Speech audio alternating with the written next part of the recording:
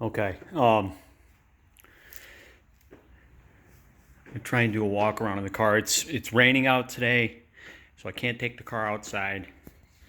I'm gonna try and capture it as best I can.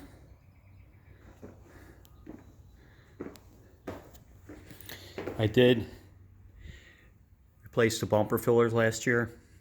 They're all brand new. The front bumper was repainted. This front valance and the hood.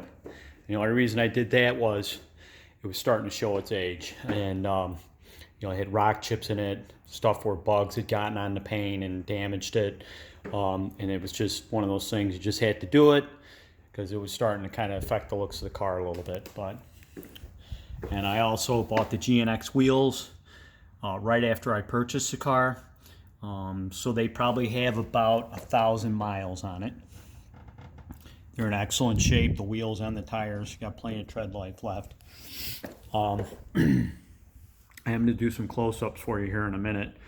The windows are fogging up because it's very damp out here today. But I don't know if you can pick it up, but just the glossy finish on this car is amazing for paint this old. The original owner chip guarded the car, which was something a lot of people did back in the 80s. But it's supposed to protect it. I did to some of my cars in the 80s myself. But you're looking at the wheel wells here. You see, look at the reflection. It looks like we're looking in a mirror. That's the car. But I mean, it's just clean all around. There's no rust on this car. It is a T-top vehicle. I don't always take the T-tops off, but I've had them on and off quite a few times. They work really well. They seal good. It's the original weather stripping in the car. Back here, you see, show you the tread depth on these tires. As you can see, that's the rear tires, obviously. A lot of tread left. She will spin the wheels. I didn't do it a lot, but she will definitely spin the wheels. And I put that on the car because that was the slogan for these cars back in '87. They were the fastest production car made. And you can see the little nasty sign in the brake lights when you hit your brakes. It's a pretty cool little feature. And I put the plate on it too, of course. One bad Buick. And if you can read this, you're losing. And these GNX emblems, they're just on there with two-way tape. The car's a little dusty. That's dust right there. But if you wanted to take the emblems off, you could. It wouldn't be a big deal. Pretty simple. Let me see if I can capture the side of this car. Hey, you can look down the side of this car. There's not a ding in this thing. No ripples. It's just beautiful. Really beautiful. Now, 80s paint jobs were not good. They were just not good. And this one shows really well for the age of the car. And I do have the antenna sitting in the car. I just take it off when the cover's on it because I don't want to cut a hole in the cover. So let me open up the doors here so you can see the interior. First of all, I'll show the bottom of the door. You can see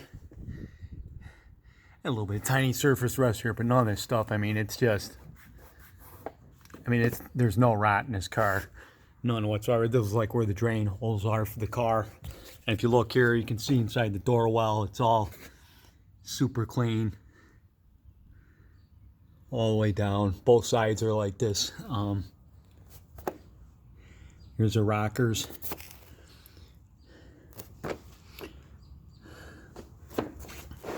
Get the undercarriage some here. It's hard to do, but you can see it's really clean.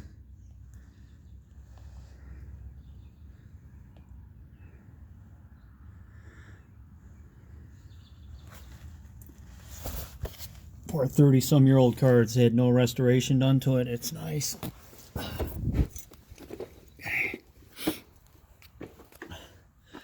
Now here's the interior. I bought the GNX floor mats for it. I even got the dash tag for it. So it's a clone. And all this stuff comes right off.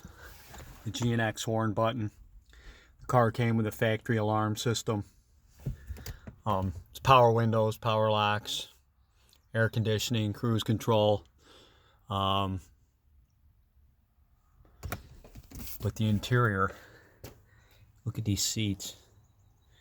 This is just a shadow. That's nothing in the material or anything wrong with it. It's like crinkled there a little bit, I guess. But it's really, really mint. Hardly anybody ever rode in this car except for the guy who owned it.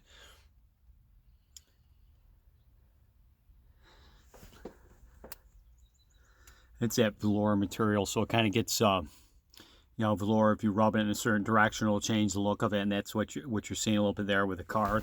These seats, I mean, they're really super clean. And of course, it's a T-top car, so it doesn't have a full headliner, but the headliner that is in the back, there's no sagging, drooping, anything of that nature. He did put an aftermarket stereo in it. In fact, I'm going to pop the trunk now for you.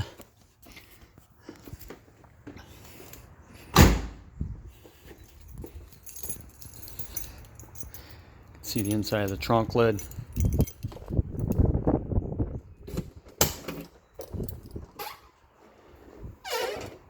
That's that other cover I was telling you about. But it's got like I believe it's 600 or 800 watt amp in it. This is a custom box that they built for him with matching carpet, with a trunk interior. Has the original spare still in here with a jack. But that, I believe, has two 12-inch subwoofers in it. All custom made for this car. All the original speakers replaced with upgraded speakers.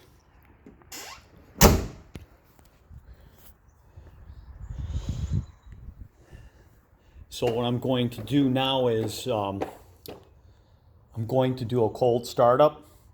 I'm going to go grab my wife, so I'm going to shut this off, and I'll be right back.